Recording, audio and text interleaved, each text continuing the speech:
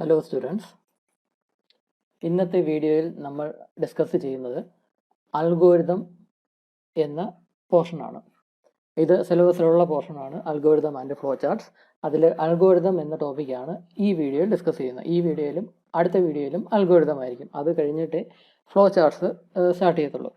Actually ഈ രണ്ട് സംഭവങ്ങളും നിങ്ങൾക്കറിയാം, നിങ്ങൾ സ്കൂളിലെ പഠിച്ചത് തന്നെയാണ്. അത് തന്നെയാണ് ഞാൻ ഒന്നും കൂടെ റിപ്പീറ്റ് ചെയ്യുന്നത്, ഒരു റിവിഷൻ പോലെ. ഒന്ന് മറന്നുപോയവർക്ക് ഓർമ്മ വരാൻ അത്രയേ ഉള്ളൂ. ഈ ടോപ്പിക്ക് അത്രത്തോളം ഇമ്പോർട്ടൻ്റ് ഒന്നും അല്ല, സിലബസിൽ പ്രത്യേകം മെൻഷൻ ചെയ്തിട്ടുണ്ട് എങ്കിലും ഇത് വളരെ ഈസി ആയതുകൊണ്ടും നമ്മൾ സ്കൂളിലൊക്കെ പഠിച്ചതുകൊണ്ടും ഇത് നമ്മുടെ എക്സാമിന് ചോദിക്കാനുള്ള സാധ്യത കുറവാണ്. എന്നാലും നമ്മൾ അറിഞ്ഞിരിക്കണം. ഒരു പ്രോഗ്രാമിംഗ് പഠിച്ചു തുടങ്ങുമ്പോൾ അതിൻ്റെ ബേസ് ആയിട്ട് നമ്മൾ അറിഞ്ഞിരിക്കേണ്ട ഒരു കാര്യമാണ് അൽഗോരിതം എന്ന് പറയുന്നത്, അൽഗോരിതം ഫ്ലോ ചാർട്ടും. അതുകൊണ്ട് തന്നെയാണ് നമ്മുടെ സിലബസിൽ അത് പ്രത്യേകം മെൻഷൻ ചെയ്തിരിക്കുന്നത്. അപ്പം അതുകൊണ്ട് നമുക്ക് പഠിച്ചേ വെക്കുള്ളൂ. ഇപ്പോൾ ഞാൻ നേരത്തെ പറഞ്ഞ പോലെ ഇത് നമ്മൾ സ്കൂളിൽ തന്നെ പഠിച്ച കാര്യം തന്നെയാണ്, നിങ്ങൾ പലർക്കും അറിയാമായിരിക്കും. അതിന് മുന്നേ നമ്മൾ പോർഷൻ തുടങ്ങുന്നതിന് മുന്നേ ഒരു കാര്യം പറയട്ടെ. ഞാൻ എന്താ ഇവിടെ ഇങ്ങനെ കാണിച്ചിട്ടുണ്ട് ഒരു ലേബൽ പോലെ, വീഡിയോ 5.1 എന്നൊക്കെ. കഴിഞ്ഞ വീഡിയോസിലും നിങ്ങൾ നോക്കിയാൽ ഇത് കാണാനൊക്കെ. സംഭവം ഈ വീഡിയോ 5 എന്ന് പറയുന്നത് ഈ ഒന്നാമത്തെ മോഡ്യൂളിലെ 5ാമത്തെ വീഡിയോ എന്നാണ് അതിൻ്റെ മീനിങ്. ചെറിയ ബോക്സിൻ്റെ അകത്ത് ഞാൻ 1 എന്നാണ് ഇവിടെ കൊടുത്തിട്ടുള്ളത്. അത് റെപ്രസെൻറ്റ് ചെയ്യുന്നത് മോഡ്യൂളിനെ ആയിരിക്കും. ആ മോഡ്യൂളിൽ, ആ പർട്ടിക്കുലർ മോഡ്യൂളിൽ എത്രാമത്തെ വീഡിയോ എന്നാണ് ഈ കാണിച്ചിരിക്കുന്നത്. അപ്പോൾ ഇതാണ് ഈ ലേബൽ. ആദ്യമേ ഒന്ന് പറഞ്ഞു എന്നേ ഉള്ളൂ മനസ്സിലാക്കാനായിട്ട്.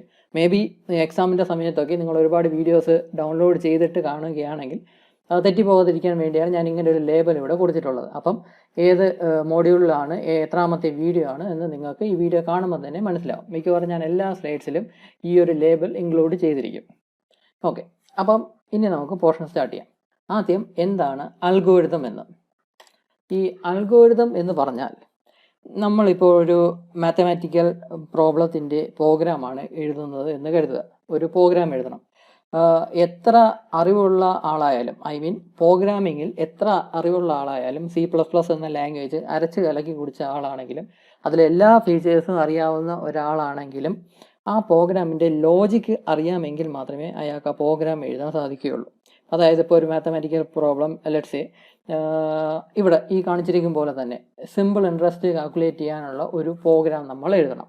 അതിന് സിമ്പിൾ ഇൻട്രസ്റ്റ് കാൽക്കുലേറ്റ് ചെയ്യാനുള്ള പ്രോഗ്രാം എഴുതണമെങ്കിൽ അയാൾക്ക്, ആ എഴുതുന്ന പ്രോഗ്രാമർക്ക് അതിൻ്റെ ബേസ് ആയിട്ടുള്ള ഇക്വേഷൻ, സിമ്പിൾ ഇൻട്രസ്റ്റ് കാൽക്കുലേറ്റ് ചെയ്യാനുള്ള ഇക്വേഷൻ അറിഞ്ഞിരിക്കണം. ആ ഇക്വേഷൻ അറിയാമെങ്കിൽ മാത്രമേ അയാൾക്ക് അതിൻ്റെ പ്രോഗ്രാമും എഴുതാൻ സാധിക്കുകയുള്ളൂ. അല്ലാതെ C++ എന്ന ലാംഗ്വേജ് ഒരുപാട് പഠിച്ചു, അതിന് എത്ര കട്ടിയുള്ള പ്രോഗ്രാമും എഴുതാൻ അറിയാം എന്ന് പറഞ്ഞാലും ഒരു പർട്ടിക്കുലർ പ്രോഗ്രാം എഴുതണമെങ്കിൽ അതിൻ്റെ ലോജിക്ക് അറിഞ്ഞിരിക്കണം. എന്തെങ്കിലും മാത്തമാറ്റിക്കൽ ഫോമുല ഉണ്ടെങ്കിൽ അത് അറിഞ്ഞിരിക്കണം.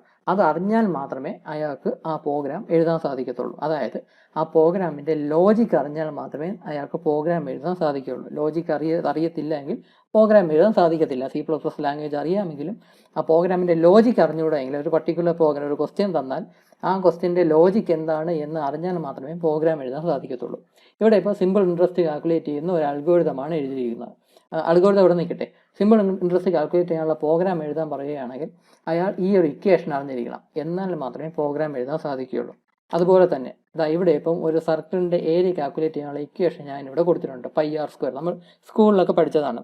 അപ്പോൾ ഒരു റേഡിയസ് ഇൻപുട്ടായിട്ട് കൊടുത്താൽ ആ സർക്കിളിൻ്റെ ഏരിയ ഔട്ട്പുട്ടായിട്ട് കിട്ടുന്ന ഒരു പ്രോഗ്രാം എഴുതാൻ പറഞ്ഞാൽ ഈ ഇക്വേഷൻ അറിയാമെങ്കിൽ മാത്രമേ അയാൾക്ക് പ്രോഗ്രാം എഴുതാൻ സാധിക്കത്തുള്ളൂ. πr² ആണ് ഏരിയയുടെ, സർക്കിളിൻ്റെ ഏരിയയുടെ ഇക്വേഷൻ എന്ന് അയാൾക്ക് അറിഞ്ഞിരിക്കണം. അത് മാത്രമല്ല, r എന്ന് പറഞ്ഞാൽ റേഡിയസ് ആണ് എന്ന് അറിഞ്ഞിരിക്കണം. ചിലപ്പോൾ ഇൻപുട്ടായിട്ട് ഡയമീറ്റർ ആണ് കൊടുക്കുന്നതെങ്കിൽ അതിനെ റേഡിയസ് ആയിട്ട് കൺവേർട്ട് ചെയ്തിട്ട് വേണം ഇക്വേഷനിൽ നമ്മൾ യൂസ് ചെയ്യാൻ. അപ്പോൾ ഇതൊക്കെ അറിഞ്ഞാൽ മാത്രമേ, ആ ലോജിക്ക് അറിഞ്ഞാൽ മാത്രമേ അയാൾക്ക് പ്രോഗ്രാം എഴുതാനും സാധിക്കുകയുള്ളൂ.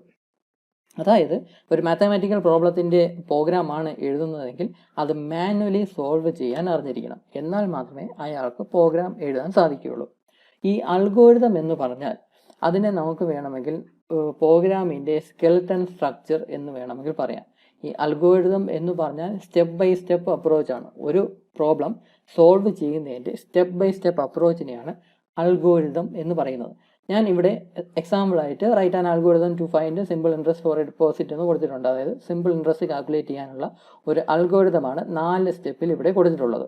ഇവിടെ ഈ സിമ്പിൾ ഇൻട്രസ്റ്റ് കാൽക്കുലേറ്റ് ചെയ്യാനായിട്ട് എന്തൊക്കെ വാല്യൂസ് ഇൻപുട്ടായിട്ട് അക്സെപ്റ്റ് ചെയ്യണം, അത് എന്ത് ഇക്വേഷനിൽ അപ്ലൈ ചെയ്യണം, എന്നിട്ട് അതിൽ നിന്ന് എന്ത് ഔട്ട്പുട്ടാണ് ഡിസ്പ്ലേ ചെയ്യേണ്ടത് എന്നൊക്കെ സ്റ്റെപ്പ് ബൈ സ്റ്റെപ്പായിട്ട് ആ ഒരു ഓർഡറിൽ, കറക്റ്റ് ഓർഡറിൽ തന്നെ ഇവിടെ മെൻഷൻ ചെയ്തിട്ടുണ്ട്. ആ കറക്റ്റ് ഓർഡറിൽ മെൻഷൻ ചെയ്യുന്ന ആ സ്റ്റെപ്സിനെയാണ് അൽഗോരിതം എന്ന് പറയുന്നത്.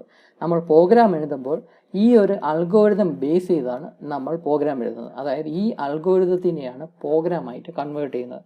ആ പ്രോഗ്രാമിൻ്റെ സ്കെൽട്ടൺ സ്ട്രക്ചറാണ് ഈ അൽഗോരിതം എന്ന് പറയുന്നത്. അൽഗോരിതം അറിയാമെങ്കിൽ, ലോജിക്ക് അറിയാമെങ്കിൽ മാത്രമേ അൽഗോരിതം എഴുതാനൊക്കെ ഉള്ളൂ. ആ അൽഗോരിതം നമ്മുടെ മനസ്സിലുണ്ടെങ്കിൽ മാത്രമേ അതിനെ പ്രോഗ്രാമായിട്ടും കൺവേർട്ട് ചെയ്യാനൊക്കെ, പ്രോഗ്രാമായിട്ട് എഴുതാനും സാധിക്കുകയുള്ളൂ. വളരെ എക്സ്പീരിയൻസ് ഉള്ള ആളാണെങ്കിൽ ഈ അൽഗോരിതം ഒന്നും ഇങ്ങനെ എഴുതി നോക്കേണ്ട ആവശ്യമില്ല. പ്രോഗ്രാം എഴുതാനായിട്ട് അയാൾക്ക് ആ ലോജിക്ക് മനസ്സിലുണ്ടെങ്കിൽ അതിനെ അൽഗോരിതമായിട്ട് മനസ്സിൽ സങ്കല്പിച്ച് തന്നെ അയാൾക്ക് പ്രോഗ്രാം എഴുതാനായിട്ട് സാധിക്കും. പക്ഷേ ഒരു ബിഗിനർ എന്ന നിലയ്ക്ക് ലോജിക്കും അൽഗോരിതവുമൊക്കെ കാര്യമായിട്ട് സ്റ്റെപ്പ് ബൈ സ്റ്റെപ്പായിട്ട് എഴുതി അതിനെയായിരിക്കണം ഒരു ബിഗിനർ എന്ന നിലയ്ക്ക് പ്രോഗ്രാം എഴുതേണ്ടത്. അല്ലാതെ ഒരു ബിഗിനറിന് എക്സ്പീരിയൻസ് ആയിട്ടുള്ള ആൾ എഴുതും പോലെ പ്രോഗ്രാം പെട്ടെന്ന് ശൂന്യതയിൽ നിന്ന് പ്രോഗ്രാം എഴുതാൻ സാധിക്കത്തില്ല. കറക്റ്റായിട്ടുള്ള സ്റ്റെപ്പ് ബൈ സ്റ്റെപ്പായിട്ടുള്ള അൽഗോരിതം അറിയാമെങ്കിൽ മാത്രമേ പ്രോഗ്രാമായിട്ട് എഴുതാനൊക്കൂ. ഞാനിവിടെ 1-2 എക്സാമ്പിൾ കാണിച്ചിട്ടുണ്ട്. ഈ എക്സാമ്പിൾ കാണിച്ചിട്ടുള്ള അതേ അൽഗോരിതം ബേസ് ചെയ്ത് നമ്മൾ പ്രോഗ്രാംസ് എഴുതും. പ്രോഗ്രാമിംഗ് പഠിച്ച് തുടങ്ങി 2-3 ക്ലാസ് കഴിയുമ്പോഴേക്കും നമ്മൾ പ്രോഗ്രാംസ് എഴുതും. അപ്പോൾ ആ സമയത്ത് ഈ കാണിച്ചിട്ടുള്ള അതേ അൽഗോരിതത്തിൻ്റെ തന്നെ നമ്മൾ പ്രോഗ്രാംസ് എഴുതും. അവിടെ നമ്മൾ ചെയ്യുന്നത് ഈ എഴുതിയിരിക്കുന്ന അൽഗോരിതത്തിനെ പ്രോഗ്രാമായിട്ട് കൺവേർട്ട് ചെയ്യുകയാണ്. ഇവിടെ ഇപ്പം 4 സ്റ്റെപ്പുള്ള അൽഗോരിതമാണ് എഴുതിയിരിക്കുന്നത്. അതിനെ പ്രോഗ്രാമായിട്ട് കൺവേർട്ട് ചെയ്യുമ്പോൾ ഒരു 10-12 ലൈൻസ് ഉള്ള ഒരു പ്രോഗ്രാമായിട്ടാണ് നമ്മൾ മാറ്റുന്നത്. അപ്പോൾ അവിടെയും പ്രോഗ്രാമിലും ചെയ്യുന്നത് ഇൻപുട്ട് അക്സെപ്റ്റ് ചെയ്യുക, കാൽക്കുലേഷൻ നടത്തുക, ഔട്ട്പുട്ട് ഡിസ്പ്ലേ ചെയ്യുക എന്നൊരു പ്രോസസ്സാണ് പ്രോഗ്രാമിലും നടക്കുന്നത്. അപ്പം ആ പ്രോഗ്രാം എഴുതുന്നത് ഈ അൽഗോരിതത്തിനെ ബേസ് ചെയ്തായിരിക്കും. അൽഗോരിതത്തിന് അതിൻ്റെ step by step approach reference ആക്കിയായിരിക്കും പ്രോഗ്രാം എഴുതുന്നത്. അപ്പം അൽഗോരിതം എന്ന് പറയുന്നത് മാനുവലി സോൾവ് ചെയ്യാനുള്ള ഒരു സ്റ്റെപ്പ് ബൈ സ്റ്റെപ്പ് അപ്രോച്ച്. ഒരു മാത്തമാറ്റിക്കൽ പ്രോബ്ലം ആണെങ്കിൽ അതിനെ മാനുവലി സോൾവ് ചെയ്യാനുള്ള മാത്തമാറ്റിക്കൽ അപ്രോച്ചിനെയാണ് അൽഗോരിതം എന്ന് പറയുന്നത്. ഇത് നമ്മൾ സ്കൂളിൽ പഠിച്ചത് തന്നെയാണ്. ഇവിടെ എക്സാമ്പിളായിട്ട് സിമ്പിൾ ഇൻട്രസ്റ്റ് കാണാനുള്ള ഒരു അൽഗോരിതമാണ് എഴുതിയിരിക്കുന്നത്. ഈ ഇക്വേഷൻ നമുക്കറിയാം എന്നാണ് പൈപ്പ്. I = PNR/100 എന്ന് കൊടുത്തിട്ടുണ്ട്. ഇവിടെ ആറിൻ്റെ വാല്യൂ നമ്മൾ പെർസെൻറ്റേജിലാണ് എൻ്റർ ചെയ്യുന്നതെങ്കിൽ /100 ചെയ്യണം. അതേസമയം ആറിൻ്റെ വാല്യൂ, എന്ന് പറയുന്നത് റേറ്റ് ഓഫ് ഇൻട്രസ്റ്റ് ആണ്. അത് ഇപ്പോൾ 10% ആണെങ്കിൽ 0.1 എന്നാണ് നമ്മൾ എൻ്റർ ചെയ്യുന്നതെങ്കിൽ പിന്നെ അതിനെ /100 ചെയ്യേണ്ട ആവശ്യമില്ല. ഇതെല്ലാം നമ്മൾ അറിഞ്ഞിരിക്കണം.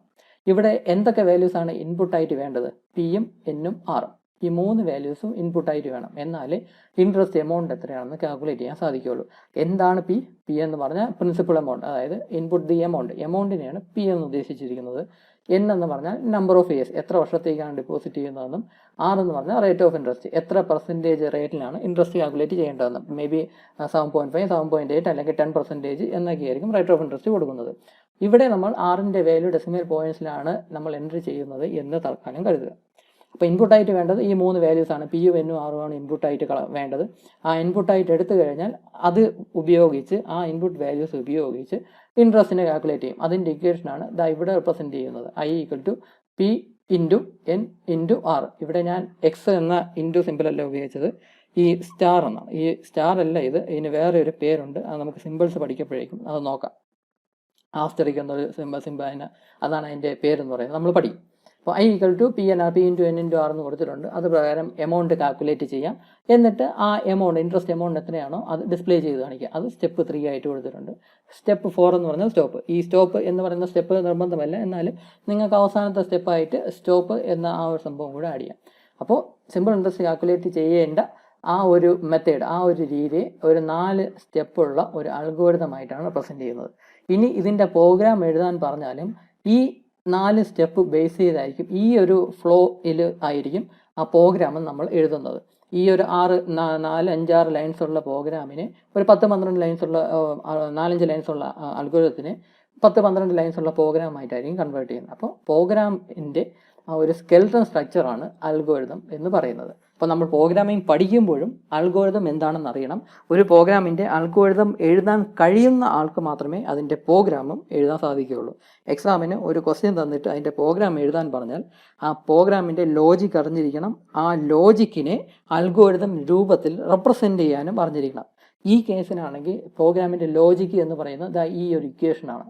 ഈ ഒരു ഇക്വേഷനാണ് പ്രോഗ്രാമിൻ്റെ ലോജിക് എന്ന് പറയുന്നത്. അതിനെ അൽഗോരിതം രൂപത്തിൽ റെപ്രസെൻറ്റ് ചെയ്യാനായിട്ട് ഈ എന്തൊക്കെ വാല്യൂസ് ആണ് ഇൻപുട്ടായിട്ട് വേണ്ടത്, അതിന് ഏത് ഇക്വേഷനാണ് റെപ്രസെൻറ്റ് ചെയ്യുന്നത്, എന്നിട്ട് എന്താണ് ഔട്ട്പുട്ടായിട്ട് ഡിസ്പ്ലേ ചെയ്യേണ്ടത് എന്നൊക്കെ നമ്മൾ അറിഞ്ഞിരിക്കണം, എന്നൊക്കെ ക്ലിയർ ആയിട്ട് നമ്മൾ ഡിഫൈൻ ചെയ്യണം. അതിനെയാണ് അൽഗോരിതം എന്ന് പറയുന്നത്. അപ്പം ലോജിക്കും അറിഞ്ഞിരിക്കണം, അൽഗോരിതം എഴുതാനും അറിഞ്ഞിരിക്കണം. എന്നാൽ മാത്രമേ ആ അൽഗോരിതം വെച്ചിട്ട് പ്രോഗ്രാം എഴുതാൻ സാധിക്കുകയുള്ളൂ. വളരെ എക്സ്പീരിയൻസ് ഉള്ള ആളാണെങ്കിൽ ഇങ്ങനെ അൽഗോരിതം എഴുതി നോക്കേണ്ട ആവശ്യമില്ല, ലോജിക്ക് മാത്രം അറിഞ്ഞാൽ മതി, അയാൾക്ക് പ്രോഗ്രാം എഴുതാൻ സാധിക്കും. ഒരു ഇക്വേഷൻ മാത്രം അറിഞ്ഞിരുന്നാൽ മതി, പ്രോഗ്രാം എഴുതാൻ സാധിക്കും. പക്ഷേ എന്നാലും അയാൾക്കും അൽഗോരിതം എഴുതാൻ അറിയാമായിരിക്കും. എക്സ്പീരിയൻസ് ഉള്ളതുകൊണ്ട് അൽഗോരിതം എഴുതുന്നില്ല എന്നേ ഉള്ളൂ, പക്ഷേ അൽഗോരിതം എഴുതാൻ അറിഞ്ഞിരിക്കും. ഒരു ബിഗിനറിനെ സംബന്ധിച്ചിടത്തോളം ലോജിക്കും ആ ലോജിക്ക് ഉപയോഗിച്ച് തന്നെ അൽഗോരിതം കൂടെ ഉണ്ടാക്കിയെടുക്കണം. എന്തൊക്കെ ഇൻപുട്ട് വാല്യൂസ് ആണ് നമ്മൾ കളക്ട് ചെയ്യേണ്ടത്, അതിന് ഏത് ഇക്വേഷനിലാണ് അപ്ലൈ ചെയ്യുന്നത്, എന്നിട്ട് അതിന് എന്ത് ഔട്ട്പുട്ടാണ് എടുക്കുന്നത്, അതിനെങ്ങനെയാണ് ഡിസ്പ്ലേ ചെയ്യുന്നത് എന്നൊക്കെയുള്ള കാര്യങ്ങൾ സ്റ്റെപ്പ് ബൈ സ്റ്റെപ്പ് ആയിട്ട് നമ്മൾ അറേഞ്ച് ചെയ്ത് എഴുതണം. അതിനാണ് അൽഗോരിതം എന്ന് പറയുന്നത്. അപ്പോൾ ഈ അൽഗോരിതം എഴുതാൻ അറിയുന്ന ആൾക്ക് മാത്രമേ അതിൻ്റെ പ്രോഗ്രാം എഴുതാൻ സാധിക്കത്തുള്ളൂ. അപ്പോൾ ഇവിടെ ഞാൻ സിമ്പിൾ ഇൻട്രസ്റ്റ് കാൽക്കുലേറ്റ് ചെയ്യേണ്ട ഒരു അൽഗോരിതമാണ് ഇവിടെ ഈ കാണിച്ചിട്ടുള്ളത്. അടുത്ത ഒരു അൽഗോരിതം സർക്കിൾ, ഞാൻ നേരത്തെ പറഞ്ഞ പോലെ തന്നെ റേഡിയസ് ഇൻപുട്ടായിട്ട് കൊടുക്കുകയാണെങ്കിൽ ആ സർക്കിളിൻ്റെ ഏരിയ കാൽക്കുലേറ്റ് ചെയ്യാനുള്ള അൽഗോരിതം. അതിന് നമ്മൾ ലോജിക്ക് അറിഞ്ഞിരിക്കണം. അതായത് ലോജിക് എന്ന് പറയുന്ന അതിൻ്റെ മെയിൻ ആയിട്ടുള്ള ഇക്വേഷൻ πr² ആണ് അതിൻ്റെ ഇക്വേഷൻ എന്ന് അറിഞ്ഞിരിക്കണം. അത് മാത്രമല്ല എന്തൊക്കെ വാല്യൂസ് ആണ് ഇൻപുട്ടായിട്ട് വേണ്ടതെന്ന് അറിഞ്ഞിരിക്കണം. നമുക്ക് ആറിൻ്റെ റേഡിയസ് ആണ് ഇൻപുട്ടായിട്ട് വേണ്ടത്, അത് ഏത് ഇക്വേഷനിൽ അപ്ലൈ ചെയ്യണം, എന്നിട്ട് എന്ത് ഔട്ട്പുട്ടാണ് കാണിക്കേണ്ടത് എന്നൊക്കെ നമ്മൾ അറിഞ്ഞിരിക്കണം. ആ അൽഗോരിതമാണ് നമ്മൾ ഈ എഴുതിയിരിക്കുന്നത്. 4 സ്റ്റെപ്പുള്ള സിമ്പിൾ ആയിട്ടുള്ള അൽഗോരിതം. ആദ്യം റേഡിയസ് ഇൻപുട്ട് ചെയ്യാൻ പറയുന്നു, എന്നിട്ട് അത് ഇക്വേഷനിൽ അപ്ലൈ ചെയ്യുന്നു, ഏരിയ ഡിസ്പ്ലേ ചെയ്യുന്നു, അത്രയേ ഉള്ളൂ. എന്നാൽ 4ാമത്തെ സ്റ്റെപ്പ് സ്റ്റോപ്പ് എന്നുള്ളത്. അപ്പോൾ ഇതാണ് സിമ്പിളായിട്ടുള്ള അൽഗോരിതം. നമ്മൾ ഇതിൻ്റെ ഏരിയ കാൽക്കുലേറ്റ് ചെയ്യാൻ, സർക്കിളിൻ്റെ ഏരിയ കാൽക്കുലേറ്റ് ചെയ്യാനുള്ള ഒരു പ്രോഗ്രാം എഴുതാൻ പറഞ്ഞാലും ഈ ഒരു അൽഗോരിതം ബേസ് ചെയ്തായിരിക്കും നമ്മൾ പ്രോഗ്രാം എഴുതുന്നത്. ബിഗിനർ എന്ന നിലയ്ക്ക് ഇങ്ങനെ അൽഗോരിതം ക്ലിയർ ആയിട്ട് എഴുതി നോക്കി മാത്രമേ അയാൾ പ്രോഗ്രാം എഴുതാൻ സാധിക്കുകയുള്ളൂ എന്നാണ് പറയുന്നത്. അപ്പം നമുക്ക് വളരെ സിമ്പിളായിട്ട് എൻ്റെ ഇക്വേഷനൊക്കെ അറിയാവുന്നതുകൊണ്ട് അൽഗോരിതം എഴുതി നോക്കാൻ നിൽക്കുന്നില്ല എന്ന് മാത്രമേ ഉള്ളൂ. പക്ഷേ എഴുതാത്ത ആൾക്കും അൽഗോരിതം എഴുതാൻ അറിഞ്ഞിരിക്കും. എന്തായാലും അറിയാവുന്ന ആൾക്കേ പ്രോഗ്രാം എഴുതാൻ സാധിക്കുകയുള്ളൂ. അപ്പോൾ ഇത് സർക്കിളിൻ്റെ ഏരിയ കാൽക്കുലേറ്റ് ചെയ്യാനുള്ള അൽഗോരിതം. അങ്ങനെ 2 എണ്ണമുണ്ട്. ഇനി 3ാമതൊരു എക്സാമ്പിളും കൂടെ ഞാൻ കാണിക്കാം. ഈ അൽഗോരിതം എന്ന് പറയുന്നത് 3 നമ്പേഴ്സ് തന്നിരിക്കും, അതിലെ ബിഗർ നമ്പർ ഏതാണോ അത് ഡിസ്പ്ലേ ചെയ്യണം. 3 നമ്പേഴ്സ് തന്നിരിക്കും, അതിലെ ബിഗർ നമ്പർ ഏതാണെന്ന് ഡിസ്പ്ലേ ചെയ്യണം. ഇത് ചെയ്യാനായിട്ട് നമുക്ക് ഞാൻ ഇവിടെ ഒരു അൽഗോരിതം കാണിച്ചിട്ടുണ്ട്. ഇതേ അൽഗോരിതം ഉപയോഗിച്ച് തന്നെ നമ്മളൊരു പ്രോഗ്രാമും കൂടെ എഴുതാം നമ്മൾ പഠിക്കുന്ന സമയത്ത്. ഇപ്പോഴല്ല, പ്രോഗ്രാമിംഗ് പഠിച്ച് തുടങ്ങുമ്പോഴേക്കും ഇതേ അൽഗോരിതം ഉപയോഗിച്ചുള്ള പ്രോഗ്രാമൊക്കെ എഴുതും. ഇവിടെ ഇപ്പം അൽഗോരിതമാണ് ഞാൻ കാണിച്ചിരിക്കുന്നത്. ഈ 3 നമ്പേഴ്സ് തന്നിട്ട് ബിഗർ നമ്പർ ഏതാണ് എന്ന് കണ്ടെത്താനായിട്ട് തന്നെ പല രീതിയിൽ നമുക്ക് അൽഗോരിതം എഴുതാനായിട്ട് സാധിക്കും. അതിൽ ഒരു മെത്തേഡാണ് ഞാൻ ഇവിടെ കാണിച്ചിട്ടുള്ളത്, ഒരു അൽഗോരിതമാണ്. നിങ്ങൾക്ക് വേണമെങ്കിൽ ടെക്സ്റ്റ് ബുക്കൊക്കെ നോക്കുകയാണെങ്കിൽ വേറെയും മെത്തേഡ്സ് നിങ്ങൾക്ക് കിട്ടും. ഇത് വളരെ സിമ്പിളായിട്ടുള്ള ഒരു സംഭവമാണ്. 3 നമ്പേഴ്സ് തന്നിട്ട് ബിഗർ നമ്പർ ഏതാണെന്ന് കണ്ടെത്താനായിട്ട് അതിന് തന്നെ പല മെത്തേഡ്സ് ഉണ്ട്. അതിൽ ഒരു മെത്തേഡാണ് ഞാൻ ഇവിടെ കാണിച്ചിട്ടുള്ളത്. നിങ്ങൾക്ക് മേ ബി വേറെ മെത്തേഡ്സ് അറിയാമായിരിക്കും. അങ്ങനെയാണെങ്കിൽ ആ അറിയാവുന്ന ആ മെത്തേഡ് വെച്ചിട്ടുള്ള അൽഗോരിതം നിങ്ങൾ എഴുതി നോക്കുക. ഇവിടെ ഞാൻ മെൻഷൻ ചെയ്തിട്ടുള്ള അൽഗോരിതം ഞാൻ ഇവിടെ എക്സ്പ്ലെയിൻ ചെയ്യാം. ഇവിടെ എന്താണ് ചെയ്യുന്നതെന്ന് വെച്ചാൽ 3 നമ്പേഴ്സ് തന്നിരിക്കും, ABC, ലെറ്റ്സ് എ ABC എന്ന 3 നമ്പേഴ്സ്, എയും ബി സി എന്നീ ആൽഫാബറ്റ്സിലാണ് നമ്മൾ റെപ്രസെൻറ്റ് ചെയ്യുന്ന നമ്പേഴ്സിനെ. ABC തന്നിരിക്കും. ആദ്യം ചെയ്യുന്നതെന്ന് വെച്ചാൽ എയും ബിയും കൂടെ കമ്പയർ ചെയ്തിട്ട് വലിയ നമ്പർ ഏതാണ് എന്ന് നമ്മൾ ചെക്ക് ചെയ്യും. അതായത് കമ്പയർ എ ആൻഡ് ബി. എന്നിട്ട് എയും ബിയും കൂടെ കമ്പയർ ചെയ്യുമ്പോൾ എ ആണ് വലുത് എങ്കിൽ ബിഗസ്റ്റ് ഈക്വൽ ടു എ എന്ന് നമ്മൾ കൊടുക്കും. അതായത് എ എന്ന് പറയുന്ന വാല്യൂ അതിനെയാണ് ബിഗസ്റ്റ് എന്ന് നമ്മൾ കൺസിഡർ ചെയ്യുന്നത്. എയും ബിയും കൂടെ കമ്പയർ ചെയ്തിട്ട് എ ആണ് വലുത് എങ്കിൽ ബിഗസ്റ്റ് ഈക്വൽ ടു എ എന്ന് നമ്മൾ എടുക്കും. അല്ല എങ്കിൽ, അതായത് എയും ബിയോടും കമ്പയർ ചെയ്യുമ്പം ബി ആണ് വലുത് എങ്കിൽ ബിഗസ്റ്റ് ഈക്വൽ ടു ബി എന്ന് നമ്മൾ എടുക്കും. അപ്പോൾ എ ആണ് വലുത് എങ്കിൽ ബിഗസ്റ്റ് ഈക്വൽ ടു എ എന്നും എടുക്കും, ബി ആണ് വലുത് എങ്കിൽ ബിഗസ്റ്റ് ഈക്വൽ ടു ബി എന്നും എടുക്കും.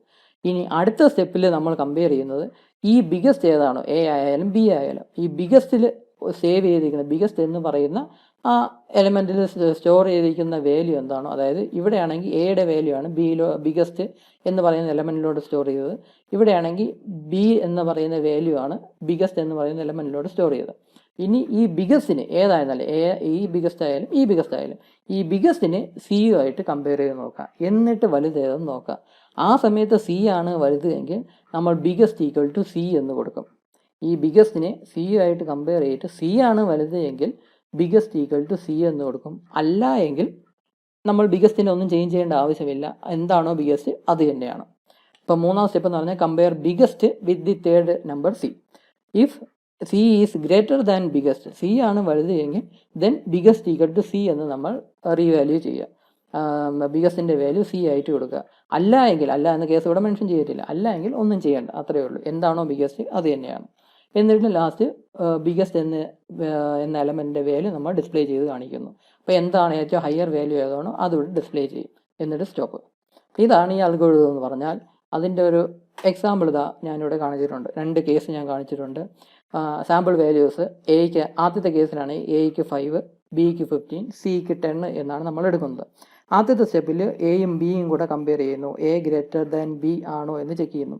ഇവിടുത്തെ കേസിൽ 5-നേക്കാളും വലുതാണ് 15, അതായത് ബി ആണ് ബിഗസ്റ്റ് എന്ന്, ബി ആണ് വലുതെന്ന് പറഞ്ഞാൽ. അങ്ങനെയാണെങ്കിൽ ബിഗസ്റ്റ് ഈക്വൽ ടു ബി എന്ന് കൊടുക്കുക. എന്നിട്ട് ഈ ബിഗസ്റ്റിനെ നമ്മൾ സിയുമായിട്ട് കമ്പയർ ചെയ്യും. അതാണ് ഈ step. C greater than biggest എന്ന സംഭവം ചെക്ക് ചെയ്ത് നോക്കും. ഇവിടെ ബിഗസ്റ്റ് എന്ന് പറഞ്ഞാൽ 15 ആണ്, ബിയുടെ വാല്യൂ എന്ന് പറഞ്ഞാൽ 15 ആണ്. അത് സിയേക്കാളും വലുതാണോ എന്ന് ചെക്ക് ചെയ്യപ്പം അല്ല, കാരണം ബി ആണ് വലുത്. അങ്ങനെയാണെങ്കിൽ നമ്മൾ പിന്നെ ഒന്നും ചെയ്യേണ്ട ആവശ്യമില്ല. സി ഗ്രേറ്റർ ദാൻ ബിഗസ്റ്റ് എന്ന് ചോദിക്കുകയാണെങ്കിൽ അതിൻ്റെ ആൻസർ നോ എന്നാണ്. അങ്ങനെയാണെങ്കിൽ നമ്മൾ ഒന്ന് വാല്യൂ ഒന്നും ചെയ്യേണ്ട ആവശ്യമില്ല. ജസ്റ്റ് ആ ബിഗസ്റ്റ് എന്താണോ അതിനെ അങ്ങ് പ്രിൻറ്റ് ചെയ്ത് കാണിച്ചാൽ മാത്രം മതി. എന്നാൽ അതേസമയം നമ്മൾ സെക്കൻഡ് കേസ് ഒന്ന് കൺസിഡർ ചെയ്യുക.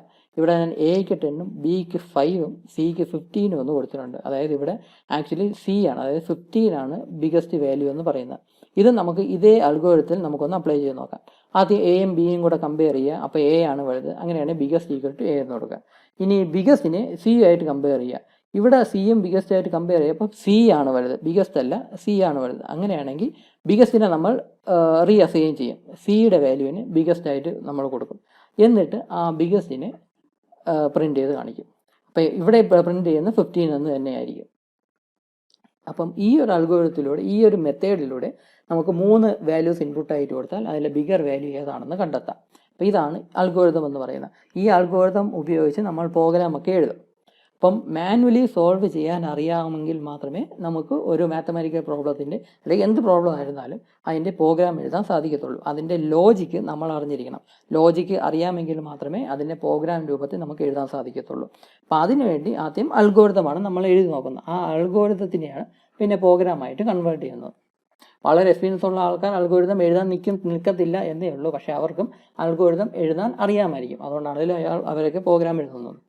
അപ്പം അൽഗോരിതം എന്ന് പറയുന്നത് ഒരു സ്കെൽട്ടൺ സ്ട്രക്ചർ എന്ന് പറയാം. നമ്മൾ എഴുതുന്ന പ്രോഗ്രാമിൻ്റെ ഒരു സ്കെൽട്ടൺ സ്ട്രക്ചർ എന്ന് പറയാം.